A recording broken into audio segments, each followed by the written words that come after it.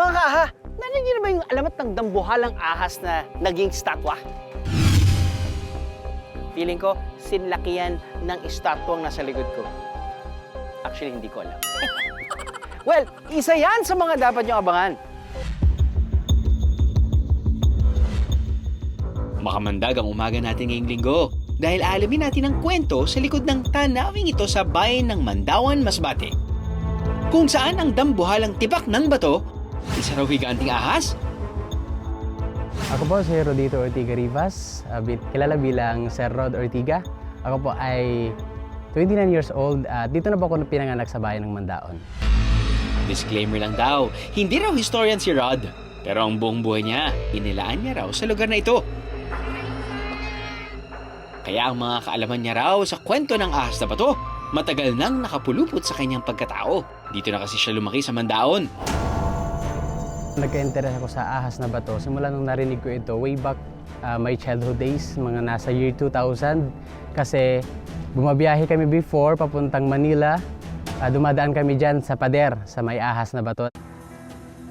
Ang tinatawag nilang bato, ang malaking tipak na ito, kung saan nakadikit ang di umano ahas. Mga pasahero ng bangka na yun na biyaheng Lucena, inaabangan talaga kapag dumadaan kami dyan sa may ahas na bato.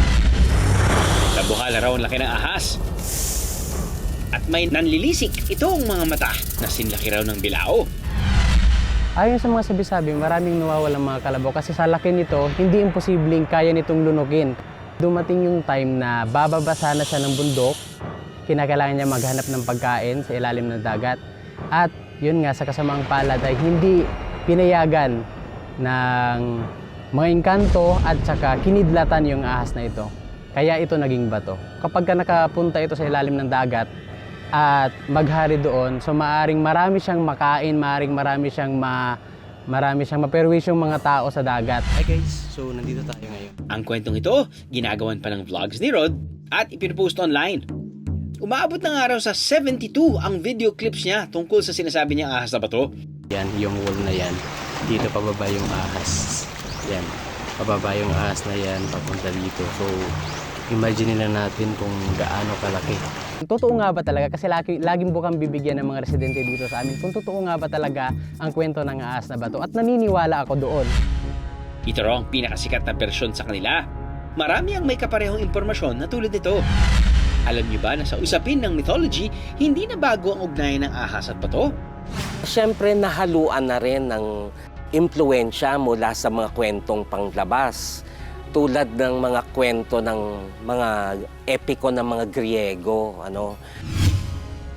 Andun na yung si Medusa na ahas ang kanyang buhok.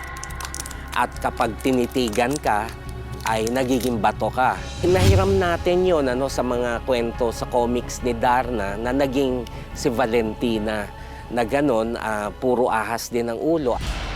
Pero kabaligtaran ang kwento ng ahas na bato sa Masbate dahil imbis na ang kalaban ng ahas ang naging bato, siya mismo ang tila na parusahan sa kwento. Ganon naman katangian ng mga kwentong bayan. Makikita natin doon yung paniniwala ng mga Pilipino na kahit ano pa man yung mga supernatural beings na yan, merong mas nakakapangibabaw sa kanila. Kung gumagawa sila ng masama, sila naman ang mapaparusahan.